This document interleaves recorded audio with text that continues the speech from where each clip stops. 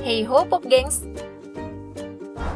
Saat masih duduk di bangku sekolah, kamu pasti pernah mempelajari tentang rantai makanan yang terbentuk secara alamiah. Ada hewan yang berada di urutan teratas sebagai predator puncak, dan ada juga hewan yang menempati urutan paling bawah sebagai target buruan. Makanya, ada istilah pemangsa dan mangsa. Namun kita abaikan dulu teori itu, karena nyatanya nih di alam liar, kehidupan para hewan jauh lebih kompleks, mendebarkan, dan penuh kejutan. Hewan yang mungkin terlihat lemah dan kecil pun bisa berbalik menjadi lawan yang tangguh dalam sebuah pertarungan.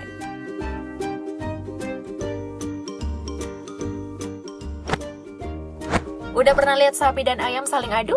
Kira-kira menurut kamu, siapa nih yang bakal unggul? Kayaknya sih sapi. Soalnya kan tubuhnya jauh lebih besar dari ayam. Ayam yang ukurannya lebih kecil, pasti takluk lah. Yakin. Coba lihat video ini. Ayam yang seorang diri, seekor melawan para kawanan sapi.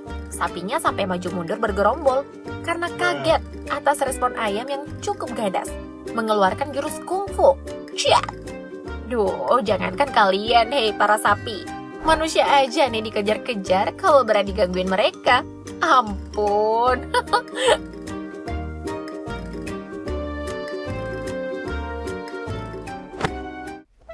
Kalau kucing tetangga sih memilih lawan yang lebih tangguh, bahkan termasuk sebagai salah satu predator puncak di air, yaitu aligator, keluarga dekatnya para buaya.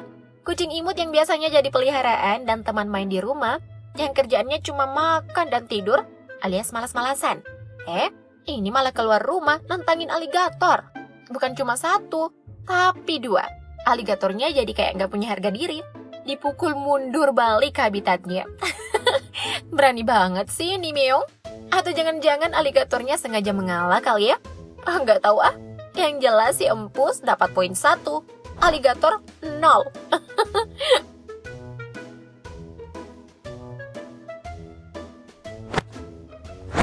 Besar kepala abis ngalahin kawanan reptil nih. Si Meong bukannya istirahat, malah lanjut gangguin hewan moluska, si gurita. Diambil dong hidup-hidup guritanya dari baskom, melawanlah si gurita sekuat tenaga, dan mencengkam wajah si empus dengan tentakelnya. Hajar.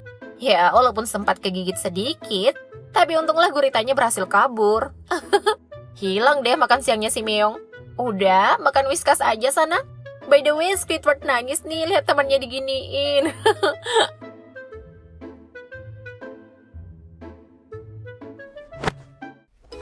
Ya, kalau di daratan emang gurita nggak bisa gerak bebas ya. Secara kan mereka emang hewan air. Coba kalau bertarungnya di habitat aslinya. Tapi kali ini pertarungannya cukup menegangkan. Karena lawannya adalah yang memegang predikat predator ganas di lautan, hiu.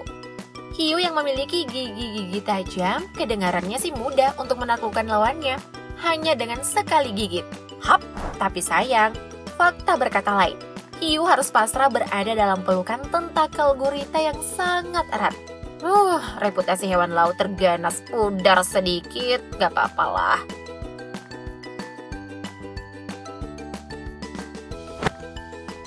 Karena di daratan masih ada kok yang memegang reputasi sebagai raja hutan. Siapa lagi kalau bukan si kucing besar berwajah cute, singa.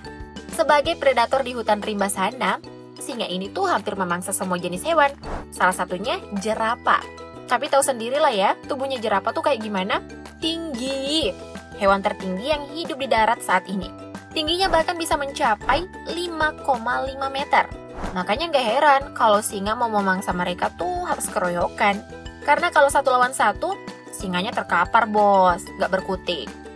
Tercoreng sudah gelar raja hutan. Hiks.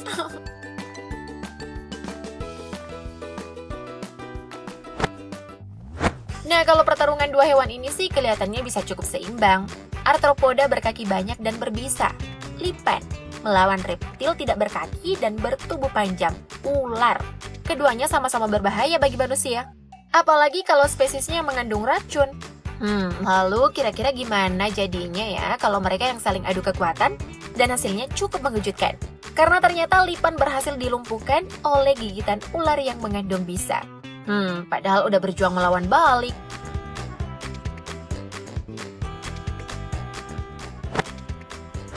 Sementara di sudut lain, arthropoda berkaki 8 yang juga memiliki bisa pada tubuhnya, yakni kalajengking, tampak sibuk berhadapan dengan serangga berwarna hijau yang kelihatannya sering berdoa, yaitu belalang sembah. Entah mantra apa yang telah dilancarkan oleh si belalang sembah hingga membuat kalajengking mematung, diam dan membisu, tanpa perlawanan sama sekali. Bahkan nih, belalang sembah sampai naik ke atas punggungnya. Waduh, ini sih ngeremehin namanya. Lalu saat urusannya telah selesai dengan belalang sembah, kalajengking masih harus meladeni koloni semut api. Satu koloni semut ini biasanya berjumlah banyak mencapai 100.000 ekor. Dan seganas-ganasnya kalajengking tetap gak ada apa-apanya saat berurusan dengan ribuan serangga sosial ini. Hanya dalam sekejap mata, tubuh kalajengking udah bermandikan semut-semut merah. Widih, ini nih bukti kekuatan kolektif.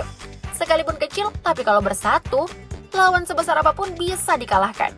Iya enggak? Iya dong.